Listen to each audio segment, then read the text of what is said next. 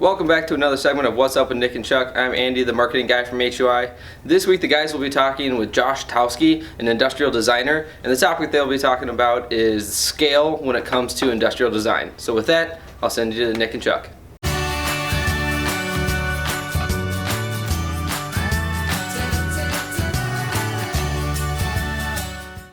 Hey everybody, welcome back. Hey everybody. Today we have with us Josh Talsky, an industrial designer that we utilize here at HUI. Also joining us again is Mark Collins. Hey guys. How you doing, Chuck? Josh, would you be able to take and introduce yourself to our audience today?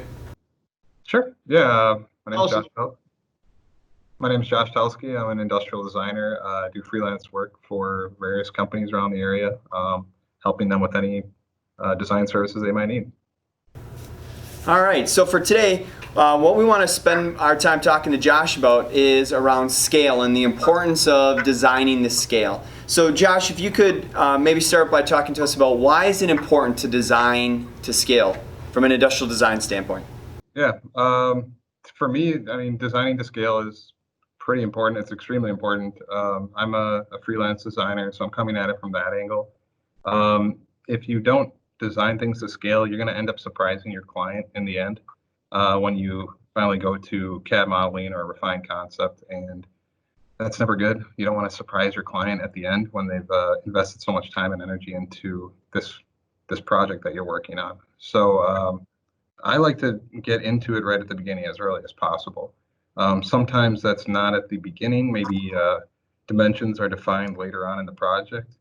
But as soon as there's dimensions defined, then I like to create an underlay and start by developing concepts around that underlay. Now, Mark, how does that affect some of the efforts from an engineering standpoint when you have an industrial designer that's providing you concepts that are to scale?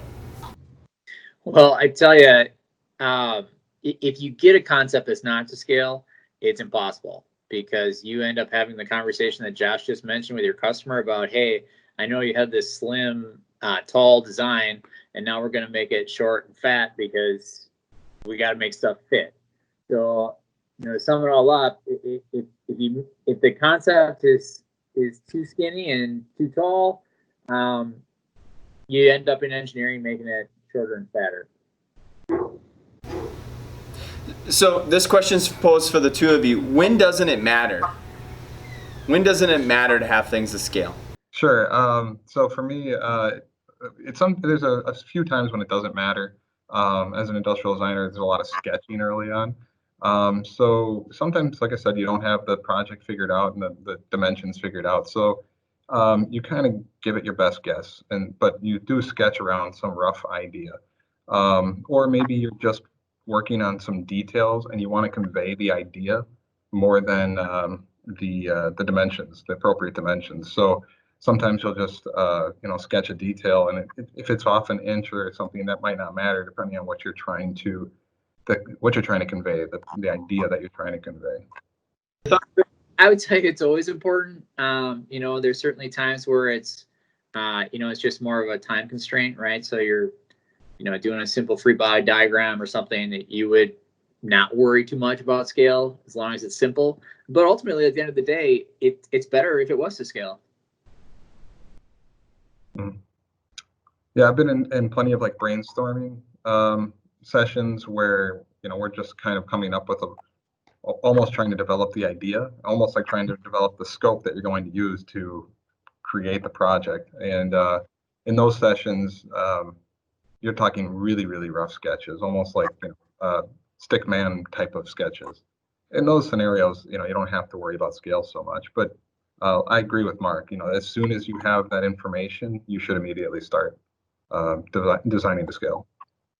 Josh, you had mentioned that you develop overlays, real simple overlays. What do you mean? What is an overlay? Sure. Oh, sorry. It's actually, I call them an underlay, but they have different names. But yeah, an underlay is essentially let's say that somebody wants to design a cart, and they want it to be maybe a foot wide, 18 inches deep, and 3 feet tall. If I know that information, I immediately try to go into a CAD modeling program like SolidWorks, develop a model, a really rudimentary model, like essentially just a square, or a box, or a cube, I might even add in some, if I know that there's going to be like 4-inch, 5-inch casters, I might add those like essentially cylinders at the bottom, just to give me an idea of how big that space is. And then I can use that to go and develop concepts. And I essentially create that in, if I'm working on my computer and sketching on my Wacom tablet, I'll use that as an underlay in as a separate layer in Photoshop, and then kind of like hide that, put it at like 10% opacity, and sketch over that in other layers. The old school way of doing it is just printing it out on a piece of paper and then putting another piece of paper over it and using that, not so much tracing it, but using that to kind of guide you to make sure that you're within the dimensions. Sure.